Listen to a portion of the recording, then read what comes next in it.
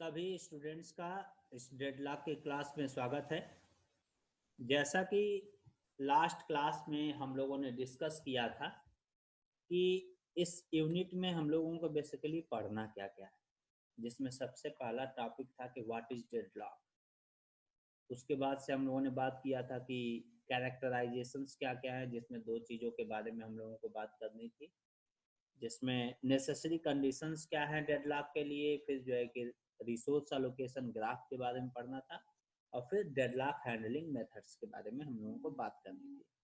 तो आज हम लोग deadlock, what is deadlock, deadlock क्या है, यहाँ से शुरुआत करते हैं इस यूनिट की, जिसमें सबसे पहले यदि हम बात करें कि डेडलॉक होता क्या है, तो डेडलॉक बेसिकली एक ऐसी स्टेट है जिसमें कम से कम दो प्रोसेस का होना जरूरी, दो या दो से अधिक प्रोसेस जब इन्वॉल्व होंगे तभी डेडलॉक क्रिएट हो सकता है। सिंगल प्रोसेस में कभी भी डेडलॉक क्रिएट नहीं होगा। सबसे पहली चीज तो ये हो गई। दूसरी चीज क्या है कि जितने भी प्रोसेस है, जैसे लेट आप सपोज कीजिए कि दो प्रोसेस हैं हमारे पास, और वो ऑलरेडी किसी न किसी रिसोर्स को क्या करते हैं, होल्ड करते हैं। उनके पास कोई दो रिसोर्स ऑलरेडी पहले से है। अब वो करते क्या है कि जैसे मान लीजिए एक प्रोसेस P1 है, उसके पास कोई रिसोर्स R1 है। दूसरा कोई प्रोसेस P2 है जिसके पास रिसोर्स R2 है। अब P1 क्या चाहता है? P1 चाहता है कि R2 मुझे मिल जाए, और P2 चाहता है कि मुझे R1 मिल जाए। यानी कि एक दूसरे के रिसोर्स के लिए आपस में ये क्या कर रहे हैं, कंपीट कर रहे हैं। आपस में ये क्या कर रहे हैं, कंपीट कर रहे हैं कि उसका रिसोर्स मुझे मिल जाए और इसका रिसोर्स मुझे मिल जाए। लेकिन ये दोनों अपने रिसोर्स को छोड़ने के लिए तैयार नहीं है किसी भी कंडीशन में। अब क्या होगा, जब मान लीजिए सपोज कीजिए मेरे पास कोई रिसोर्स है, वो किसी दूसरे को चाहिए और मैं उसको लेके बैठा हूँ, छोड़ने को तैयार नहीं हूँ। अब मुझे जो रिसोर्स चाहिए वो कोई दूसरा लेके बैठा है, अब वो छोड़ने के लिए तैयार नहीं है। इस केस में क्या होगा, काम आगे बढ़ ही नहीं पाएगा। जब तक भाई मैं छोड़ूंगा नहीं अपना रिसोर्स, तब तक सामने वाले को मिलेगा नहीं, या सामने वाला जब तक छोड़ेगा नहीं मुझे मिलेगा नहीं। और दोनों छोड़ने के लिए तैयार भी नहीं है, और दोनों ही प्रोसेस एक दूसरे से compete कर रहे हैं, लड़ाई कर रहे हैं कि नहीं मुझे रिसोर्स चाहिए, मुझे रिसोर्स चाहिए। ये जो सिचुएशन है जहाँ पे प्रोसेस का जो एग्जीक्यूशन है बिल्कुल ब्लॉक हो गया है, कोई रिसोर्सेस किसी एक दूसरे को मिल ही नहीं पा रहा है, तो ये जो सिचुएशन क्रिएट हो रही है, इसी को हम लोग बेसिकली क्या बोलते हैं, डेडलॉक की कंडीशन बोलते हैं। यानी कि इसका मतलब यह है कि हम एक ऐसी चीज की प्रत्याशा करें, एक ऐसी चीज की इच्छा कर रहे हैं जो होगा ही नहीं। क्यों? क्योंकि कोई भी प्रोसेस अपने रिसोर्स को छोड़ने के लिए तैयार नहीं हो रहा है। सबसे पहली चीज तो ये बेसिकली डेडलॉक।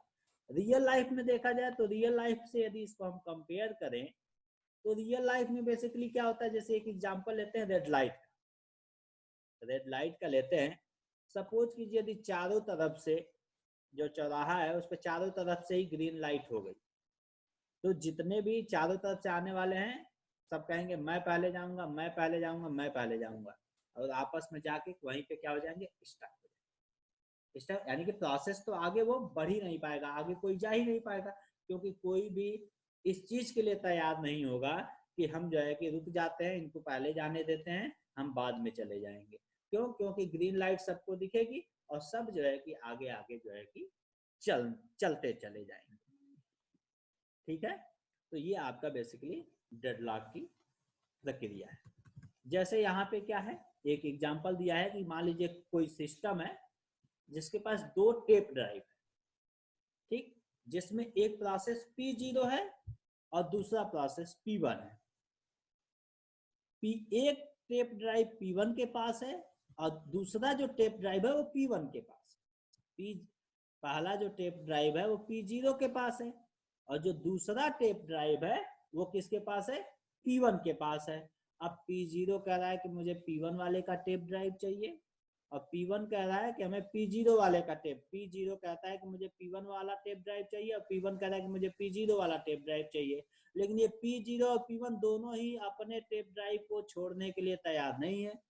P0 और P1 जो है कि दोनों एक एक टेप ड्राइव को होल्ड करते हैं और दोनों जो है कि एक दूसरे के टेप ड्राइव की चाहत रखते हैं, इच्छा रखते हैं कि हमें इनका टेप ड्राइव चाहिए। लेकिन अपना जब तक आप छोड़ेंगे नहीं, दूसरे को मिलेगा कैसे भाई? इसका मतलब क्या है कि एक ऐसी सिचुएशन क्रिएट हो गई जहां पे बिल्कुल प्रोसेस आगे बढ़ ही नहीं पाएगा। ये जो सिचुएशन होती है यही बेसिकली क्या है? डेडलॉक कहलाता है। इसको आगे एक एग्जांपल से देखते हैं। ये है आपका ब्रिज क्रॉसिंग एग्जाम्पल। ये ट्रैफिक है जहां पे ये ब्रिज बहुत ही सकरा है, जिसमें एक बार में एक ही गाड़ी क्रॉस कर सकती है। अब इधर से भी गाड़ियां आ रही हैं, इधर से भी गाड़ियां, लेकिन इस ब्रिज पे एक गाड़ी इधर से आ गई, एक गाड़ी इधर से आ गई। अब जब दोनों ही गाड़ियां एक दूसरे की तरफ से आ गई, अब ये कह रहा है कि मुझे पहले जाना है और ये इधर वाला कह रहा है कि मुझे पहले जाना है। अब दोनों कोई पीछे हटने को तैयार है नहीं, तो भाई यहाँ ये सिचुएशन क्या हो जाएगी? यहाँ पे ये स्टॉप, यहाँ पे ये प्रोसेस आगे बढ़ ही नहीं पाएगा। ना ये आगे बढ़ पाएंगे ना ये आगे बढ़ पाएंगे। आ रही बात समझ में? यानी कि यहाँ पे क्या हो गया, सिंगल लेन होने की वजह से अब यहाँ पे प्रॉब्लम ये क्रिएट हो गई कि यहाँ पे प्रोसेस आगे बढ़ ही नहीं पा रहा है। यानी कि ये जो सिचुएशन है इसी को हम लोग डेडलॉक। अब ये भी इंतजार कर रहे हैं कि ये पीछे हो, ये इंतजार कर रहे हैं कि ये पीछे हो, दोनों इंतजार करते करते मर जाएंगे, भूखमरी आ जाएगी, स्टारवेशन की सिचुएशन आ जाएगी। तो ये बेसिकली जो है कि क्या कहते हैं, ये डेडलॉक की प्रॉब्लम का। अब डेडलॉक में होता क्या है, बेसिकली डेडलॉक को सही से एग्जीक्यूट करने के लिए यहाँ पे कहा गया कि आपको रिक्वेस्ट रिलीज साइकिल यूज करनी पड़ेगी। रिक्वेस्ट रिलीज, यहाँ पे ये नियम बना दिया गया कि यदि किसी भी प्रोसेस को यदि कोई रिसोर्स की जरूरत पड़ेगी, किसी भी प्रोसेस को यदि रिसोर्स की जरूरत पड़ेगी, तो सबसे पहले ऑपरेट वो प्रोसेस जो है उस रिसोर्स के लिए ऑपरेटिंग सिस्टम से क्या करेगा? रिक्वेस्ट करेगा। सबसे पहला काम क्या करेगा? उस रिसोर्स के लिए वो प्रोसेस ऑपरेटिंग सिस्टम से क्या करेगा? रिक्वेस्ट करेगा। अब ऑपरेटिंग सिस्टम उसको वैलिडेट करेगा, चेक करेगा कि जिस रिसोर्स की इन्होंने रिक्वेस्ट की है वो रिसोर्स अवेलेबल है कि नहीं है। यदि अवेलेबल है तो वो रिसोर्स जो है उस प्रोसेस को अलोकेट हो जाएगा। फिर जो ही प्रोसेस को अलोकेट हो जाएगा उस प्रोसेस को यूज करेगा वो, और जो ही अपना टास्क कंप्लीट करेगा उसे अपने उस रिसोर्स को क्या करना पड़ेगा? रिलीज करना पड़ेगा। उसे उस प्रोसेस को क्या करना पड़ेगा? रिलीज करना पड़ेगा।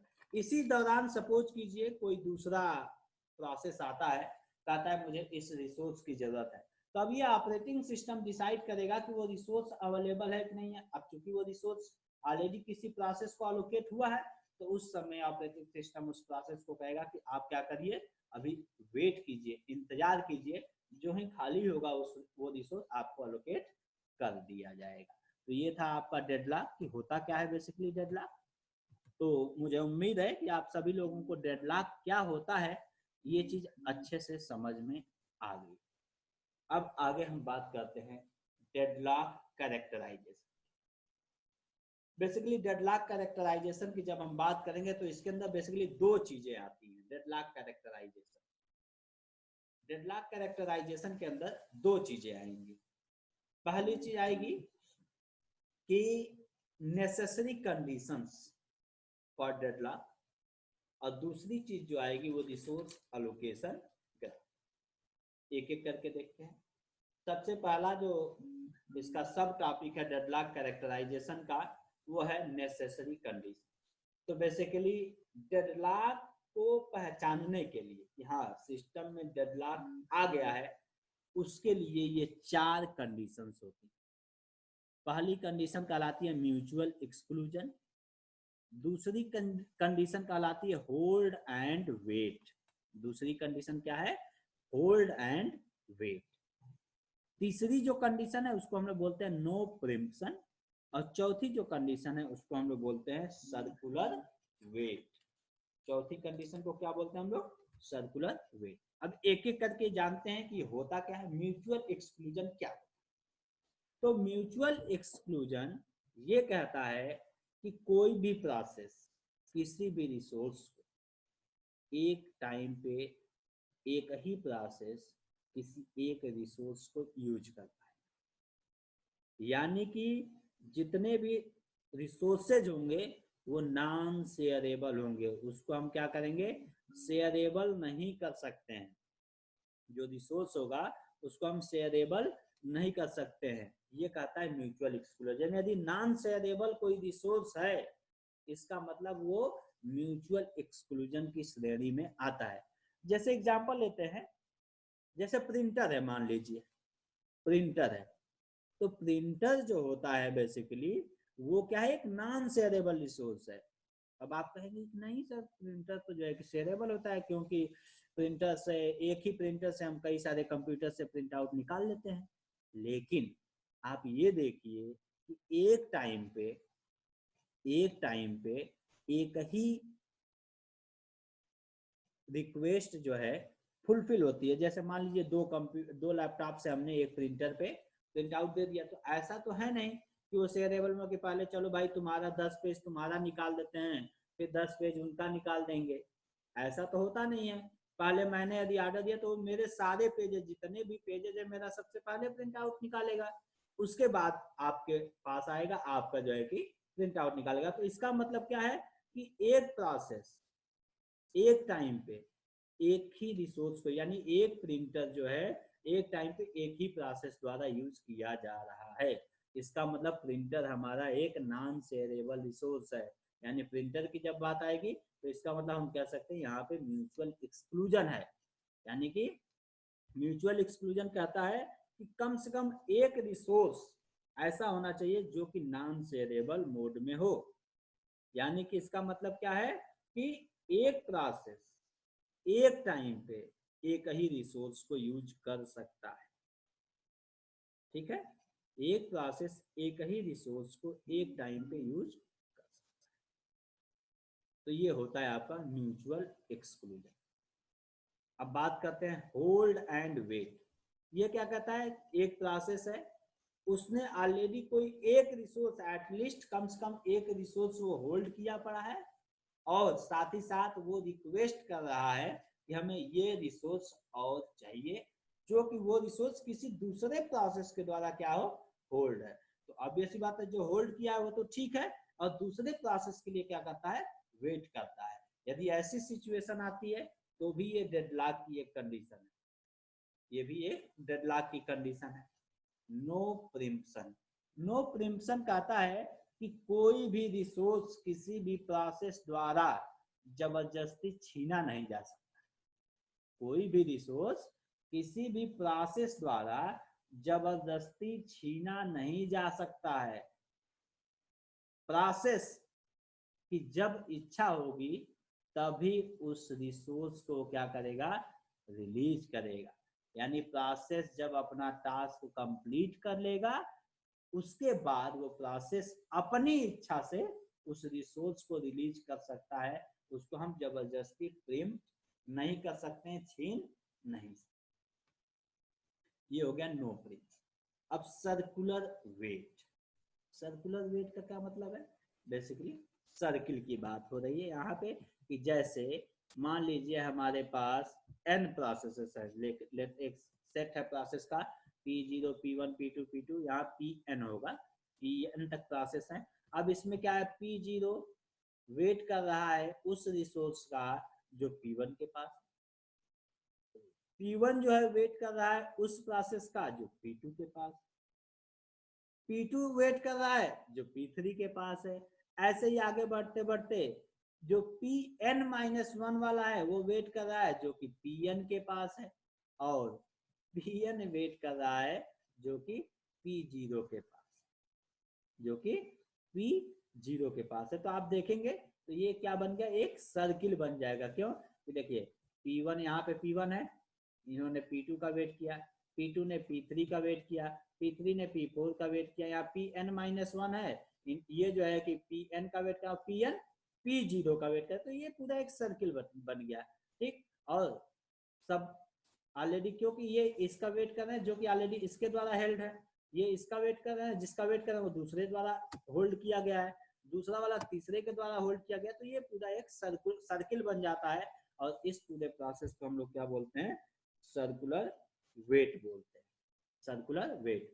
अब डेडलॉक ये कहता है कि यदि डेडलॉक किसी भी सिस्टम अकर होगा तो ये चारों ही कंडीशन यदि सेटिस्फाइड होंगी, यानी ये चारों ही कंडीशन ट्रू हो गई, यानी कि किसी भी सिस्टम में म्यूचुअल एक्सक्लूजन भी आपको दिख गया, होल्ड एंड वेट वाली कंडीशन भी दिखती है, नो प्रिम्पशन वाली भी कंडीशन दिख रही है, और सर्कुलर वेट वाली भी कंडीशन दिख रही है, यानी चारों एक साथ, यदि चारों ही कंडीशन एक साथ यदि सेटिस्फाइड हो जाती है, इसका मतलब कि वहां पे डेडलॉक अकर हो गया। तो पहली चीज, ये चार नेसेसरी कंडीशंस हैं डेडलॉक को अकर होने के लिए, डेडलॉक को अकर होने के लिए चार जो है कि नेसेसरी कंडीशंस हैं। तो ये हमें ध्यान रखना है कि जब भी डेडलॉक की बात आएगी तो चारों ही कंडीशन एक ही साथ ट्रू होनी चाहिए। ऐसा नहीं है कि 3 कंडीशन ट्रू है, एक कंडीशन यदि फॉल्स हो गई तो डेडलॉक खत्म, तब डेडलॉक नहीं होगा। एक भी यदि इसमें से सेटिस्फाइड नहीं हुआ तो समझ लीजिए डेडलॉक नहीं है। डेडलॉक होने के लिए ये चारों ही कंडीशन को सेटिस्फाइड हो, ये चारों ही कंडीशन आनी चाहिए। चारों कंडीशन जब एक साथ ट्रू हो जाएगी तो हम कहेंगे कि डेडलॉक सिस्टम में अकर हो चुका है, डेडलॉक आ गया है। अब इसी तरह से इसी का अगला टॉपिक है आपका रिसोर्स अलोकेशन, यानी कि हम ग्राफ के माध्यम से ये जानने की कोशिश करेंगे कि सिस्टम में डेडलॉक कैसे आ सकता है। रिसोर्स अलोकेशन ग्राफ के माध्यम से हम ये जानने की कोशिश करेंगे कि सिस्टम में डेडलॉक कैसे आ सकता है। तो वो तो ठीक है, हम जानेंगे, लेकिन उसके पहले हमें ये जानना पड़ेगा कि रिसोर्स अलोकेशन ग्राफ होता क्या है।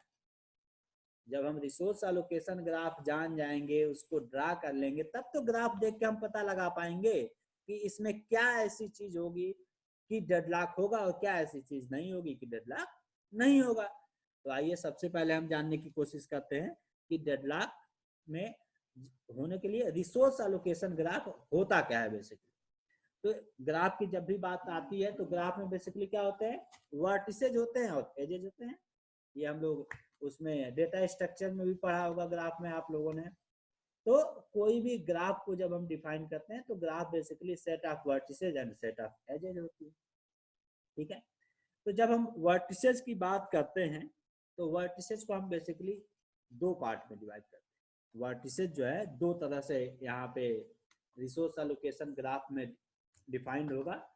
जो वर्टिसेज होंगी उसको दो पार्ट में डिवाइड करेंगे, पहला होगा प्रोसेस और दूसरा होगा रिसोर्स। जैसे मान लीजिए कोई ये आपका P है प्रोसेस, जो कि सेट ऑफ प्रोसेसेस है, जो कि P1 P2 Pn, ये all the processes in the system, ये भी वर्टेक्स की तरह काउंट करेंगे। इसी तरह से रिसोर्स की बात करें तो आपका R1 R2 Rm, ये बहुत सारे रिसोर्सेज हैं सिस्टम में, तो ये भी हम वर्टेक्स की तरह काउंट करेंगे ग्राफ जब हम ड्रा करेंगे। यानी जितने भी प्रोसेसेस हैं वो भी वर्टेक्स की तरह काउंट होंगे, और जितने भी जो है रिसोर्सेज हैं वो भी वर्टेक्स की तरह काउंट होंगे। अब जब एजेस की बात करेंगे तो दो तरह के एज की बात आएगी रिसोर्स अलोकेशन ग्राफ के अंदर। पहली जो बात आएगी वो आएगी रिक्वेस्ट एज। रिक्वेस्ट एज यानी कि जब भी कोई प्रोसेस किसी रिसोर्स के लिए, जब भी कोई प्रोसेस किसी रिसोर्स के लिए रिक्वेस्ट करेगा, जब भी कोई प्रोसेस किसी रिसोर्स के लिए कि हाँ भाई हमें इस रिसोर्स की आवश्यकता है, तो वहां पे हम लोग एक रिक्वेस्ट एज ड्रा करेंगे जो कि एक डायरेक्टेड एज होगी, जो कि Pi से Rj की तरफ, ठीक है, Pi से Rj की तरफ। Pi का मतलब क्या है, I की वैल्यू 1 2 3 m तक हो सकती है, J की वैल्यू 1 से लेकर m तक हो सकती है, ठीक है। यहाँ 1 नहीं है, यहाँ पे ये I है बेसिकली, इसको सही कर लीजिएगा। यानी कि वो क्या होगा, एक रिक्वेस्ट एज हमारे ग्राफ में आ जाएगी जो कि पी आई से आर जे की तरफ डायरेक्टेड एज होगी। इसी तरह से यदि कोई प्रोसेस किसी रिसोर्स को होल्ड करेगा, यदि कोई प्रोसेस है उसके पास ऑलरेडी कोई रिसोर्स उसके पास है, उसके पास रखा हुआ होल्ड किया हुआ है, तो वहां पे हम लोग एक असाइनमेंट एज ड्रा करेंगे। ये जो है बेसिकली इसमें एरो जो होगा वो आरजे से पी आई की तरफ हम लोग क्या करेंगे, ड्रा करेंगे। आगे बढ़ते हैं। अब रिसोर्स एलोकेशन ग्राफ ड्रा करते समय जो जितने भी प्रोसेस आएंगे उसको हम लोग सर्किल से ड्रा करेंगे। जितने भी प्रोसेस आएंगे उसको हम लोग सर्किल से ड्रा करेंगे। जितने भी रिसोर्सेज होंगे उसको हम लोग जो है कि क्या कहते हैं, स्क्वायर से ड्रा करेंगे। और उसके अंदर ये जो आप देख रहे हैं डॉट, बेसिकली इसको हम डॉट से भी रिप्रेजेंट कर सकते हैं। तो ये बेसिकली एक रिसोर्स के कितने इंस्टेंस है, मतलब आप इसको इस तरह से समझ सकते हैं। इंस्टेंस का मतलब कि एक रिसोर्स कितनी मात्रा में है। जैसे मान लीजिए प्रिंटर है, तो 2 प्रिंटर है, 3 प्रिंटर है, टेप ड्राइव है, 1 है, 2 है, 3 है, तो वो बेसिकली क्या है, इंस्टेंसेज है उसके। तो जैसे ये कोई रिसोर्स है जिसके 4 इंस्टेंस है, 4 डॉट, 2 इंस्टेंस है तो 2 डॉट लगाएंगे, एक ही इंस्टेंस है तो एक सिंगल डॉट इसके बीच में डालेंगे। ठीक है, इसको हम लोग डायरेक्ट रिसोर्स एलोकेशन ग्राफ में इस तरह से रिप्रेजेंट करेंगे। जब एज की बात आएगी, जब भी कोई पी आई रिक्वेस्ट करेगा आरजे के इंस्टेंस के लिए, तो पी आई से आरजे की तरफ एरो इस तरह से जाएगी। इसी तरह से कोई पी आई है वो क्या कहते हैं कि कोई होल्ड करता है बेसिकली रिसोर्स, तो इस रिसोर्स का कौन सा इंस्टेंस है, पी आई की तरफ जो है कि एरो जो है कि जाएगी। अब एग्जाम्पल देखते हैं रिसोर्स एलोकेशन ग्राफ। यहाँ पे ध्यान से यदि आप देखेंगे तो 3 प्रोसेस है यहाँ पे basically, P1, P2 and P3, 3 process. ठीक है, तो यदि सेट ऑफ वर्टिसेस की बात करेंगे तो इसमें 2 चीज आएगी, P एंड R। तो P जो है P1, P2, P3, यानी कि ये 3 वर्टेक्स हो गए। इसी तरह से 4 रिसोर्सेज दिया हुआ है, R1, R2 and R3 and R4। अब ध्यान से देखिए तो R1 का कितना इंस्टेंस है, 1 इंस्टेंस है। R2 के पास कितने इंस्टेंस हैं, 2 इंस्टेंस, यानी 2 उसकी मात्रा, उस रिसोर्स की संख्या 2 है। इसी तरह से R3 जो रिसोर्स है, कोई भी वो रिसोर्स हो सकता है, उसकी मात्रा 1 है। एक R4 इंस्टेंस है जिसके पास कितने इंस्टेंस है, 3 इंस्टेंस। अब ध्यान से देखिए तो यहाँ पे P1 जो है कह रहा है कि मुझे R1 का 1 इंस्टेंस चाहिए। P1 जो है कह रहा है कि मुझे R1 का 1 इंस्टेंस चाहिए, तो इसीलिए यहाँ पे एक रिक्वेस्ट एज ड्रा की गई है। ये क्या है, बेसिकली रिक्वेस्ट एज है जो कि कह रहा है कि मुझे P1, ये P1 कह रहा है कि मुझे R1 का 1 इंस्टेंस, 1 रिसोर्स चाहिए, तो इसलिए यहाँ पे हम लोगों ने एक रिक्वेस्ट एज ड्रा कर दी। अब यहाँ लेकिन जो R1 के पास जो रिसोर्स का इंस्टेंस है वो P2 के पास ऑलरेडी होल्ड है। ये इसका जो इंस्टेंस है वो इसके पास क्या है, होल्ड है। और साथ ही साथ P2 के पास एक R2 का भी इंस्टेंस होल्ड, इसके पास R2 का भी एक इंस्टेंस होल्ड है। इसी तरह से R2 का जो दूसरा इंस्टेंस है वो किसके पास है, P1 के पास है। आधी बात समझ में। तो इसलिए देखिए ये आपका असाइनमेंट एज हो गया, ये असाइनमेंट एज हो गया, ये असाइनमेंट एज हो गया, ये रिक्वेस्ट एज हो गया। इसी तरह से P2 एक इंस्टेंस R1 का रखा है, एक इंस्टेंस R2 का रखा है, और साथ ही कह रहा है कि मुझे R3 रिसोर्स की जरूरत है, रिक्वेस्ट कर रहा है। एक रिक्वेस्ट एज यहाँ हो गई। लेकिन R3 का जो इंस्टेंस है वो किसके पास है, P3 के पास, इसलिए R3 से P3 क्या हो गया, ये आपका असाइनमेंट एज हो गया। तो ये पूरा एक आपका रिसोर्स एलोकेशन ग्राफ बन के तैयार हो जाता है। क्लियर है। अब आगे बढ़ते हैं। अब चेक कैसे करेंगे, चेक कैसे करेंगे कि इसमें डेडलॉक है कि नहीं। अब एक यहाँ पे कंडीशन ये आ जा रही है कि लेट अस सपोज कि जो हमारा पिछला अभी हम लोगों ने ये रिसोर्स एलोकेशन ग्राफ देखा था, इसमें एक कंडीशन ये आ जाती है कि जैसे ये प्रोसेस P3 है, इसके पास R3 का R3 सॉरी P3 के पास R3 रिसोर्स होल्ड किया है और साथ ही साथ ये रिक्वेस्ट करता है, सपोज कीजिए P3 जो है R2 के लिए क्या कर रहा है, रिक्वेस्ट कर रहा है, लेट अस सपोज, ठीक। तो उस केस में क्या होगा आप खुद ही बताइए। तो ये क्या होगा बेसिकली, यहाँ से P3 से एक जो है रिक्वेस्ट एज जो है कि इस R2 को ड्रा हो जाएगी। क्लियर है? जैसे यहाँ पे देखिए, यहाँ पे जैसे ही P3 ने कहा कि मुझे R2 का एक इंस्टेंस चाहिए, तो इसको ये जो है कि एक रिक्वेस्ट एज यहाँ पे ड्रा हो गई। अब हमें इस रिसोर्स एलोकेशन ग्राफ में चेक करना है कि डेडलॉक है कि नहीं।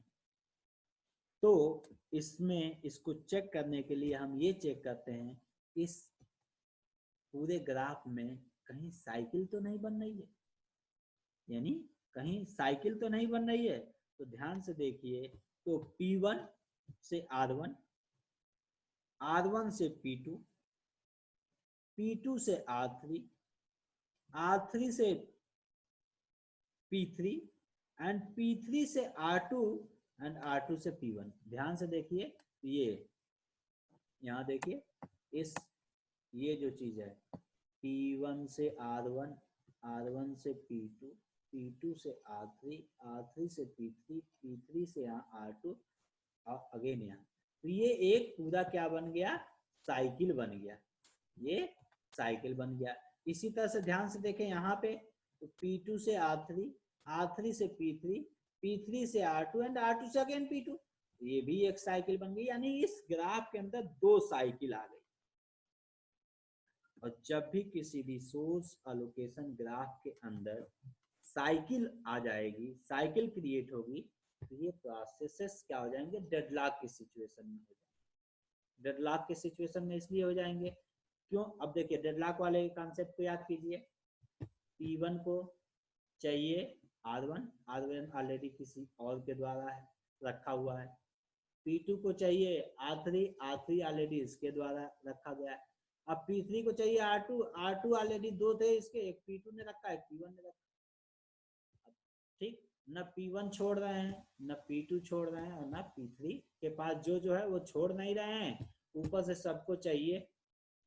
कहाँ से मिलेगा भाई, यानी कि इस सिचुएशन में, यानी कि P1, P2, P3 तीनों ही डेडलॉक यहाँ पे सिचुएशन।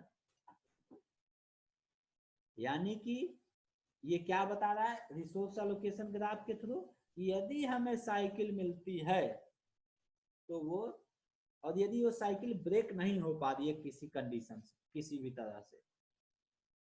तरह से यदि वो साइकिल ब्रेक नहीं हो पा रही है, तो इसका मतलब क्या है कि डेडलॉक अकर हो गया। यानी P1, P2, P3 तीनों ही डेडलॉक हो गए, तीनों ही स्टक हो गए, आगे बढ़ ही नहीं पाएंगे। एक ऐसी भी सिचुएशन है कि साइकिल होते हुए भी डेडलॉक का नॉर्म, जैसे एक सिचुएशन, ये डायग्राम आपको दिख रहा है सामने, जिसमें P1 को चाहिए R1 का इंस्टेंस, और R1 के पास दो इंस्टेंस है, जो कि एक P2 के पास है, एक P3 के पास है।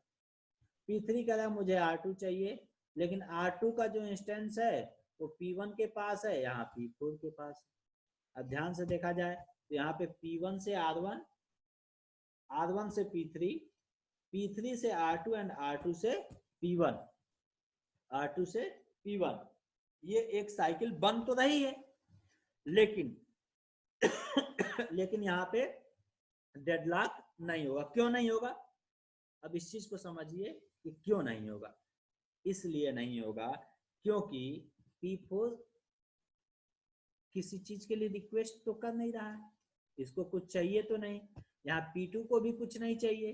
तो अब ध्यान से देखिए, जो ही P4 या इस P2 में से कोई भी यदि इस रिसोर्स को रिलीज कर देंगे, ठीक, ये रिलीज कर सकते हैं क्योंकि इनको किसी चीज की दूसरे रिसोर्स की आवश्यकता है नहीं, ये अपना काम कंप्लीट करके क्या कर देंगे, इसको रिलीज कर देंगे।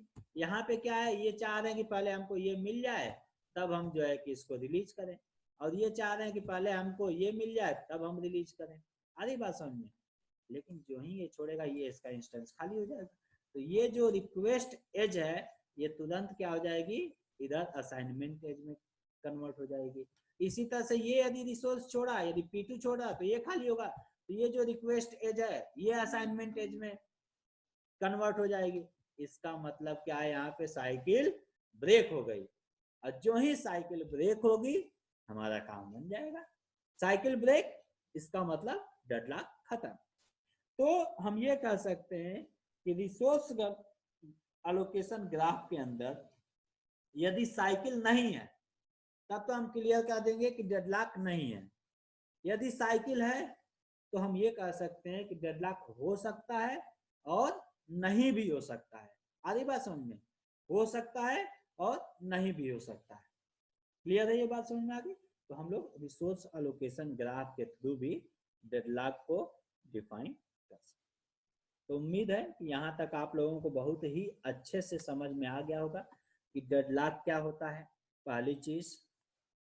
उसके साथ ही साथ कौन कौन सी नेसेसरी कंडीशंस है, वो चारों कंडीशंस आप लोगों को समझ में आ गई होगी, और ये रिसोर्स एलोकेशन ग्राफ आपको अच्छे से समझ में आ गया होगा। अब आइए हम अगले टॉपिक की तरफ बढ़ते हैं, जिसका नाम है मेथड्स फॉर हैंडलिंग डेडलॉक्स।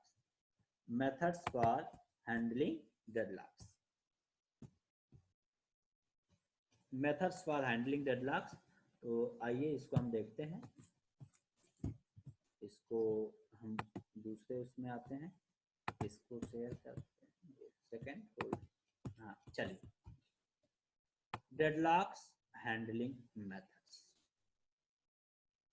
थोड़ा सा इसको बड़ा कर लेते हैं ताकि आपको अच्छे से दिखाई भी दे। तो जब भी हम डेडलॉक को हैंडल करने की बात करते हैं, एक सेकेंड,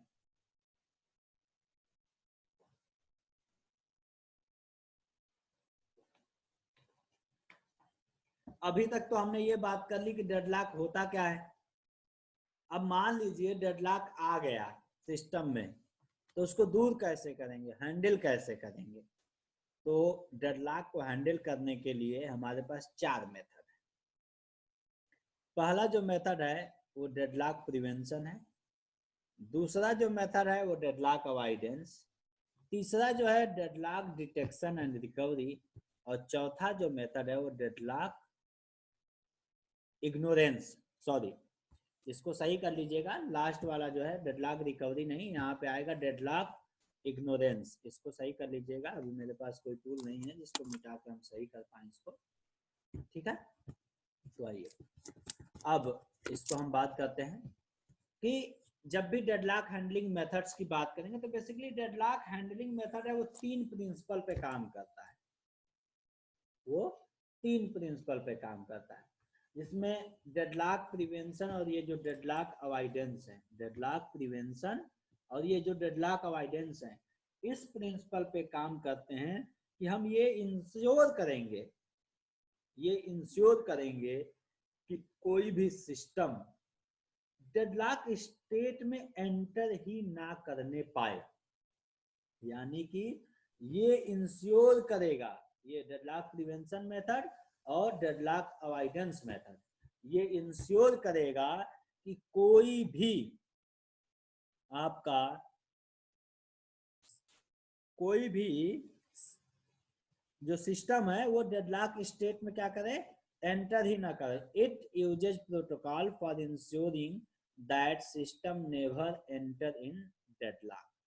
ये दोनों ही, हालांकि ये तो यहाँ मैंने एक ही बनाया है, ये दोनों ही डेडलॉक अवॉइडेंस भी वही काम करता है और डेडलॉक प्रिवेंशन। पहला प्रिंसिपल तो ये है कि हम ऐसा ये इंश्योर करेंगे कि सिस्टम में डेडलॉक अकर हो ही ना। दूसरा प्रिंसिपल कहता है कि हम डेडलॉक को अकर होने देंगे, यानी कि सिस्टम में भाई डेडलॉक आए, उसके बाद हम उस डेडलॉक को डिटेक्ट करेंगे और फिर उसके लिए हम उपाय करेंगे। ठीक है, और चौथा जो डेडलॉक इग्नोरेंस है, ये इसका अलग ही प्रिंसिपल है भाई। ये कहता है कि हम इग्नोर कर देंगे, आए प्रॉब्लम डेडलॉक आए तो आए, हम उसकी तरफ ध्यान ही नहीं देंगे, हम ये मान के चलेंगे डेडलॉक होता ही नहीं, डेडलॉक कभी अकर होगा ही नहीं। ये 3 प्रिंसिपल देखिए, 3 प्रिंसिपल है डेडलॉक हैंडलिंग मेथड के।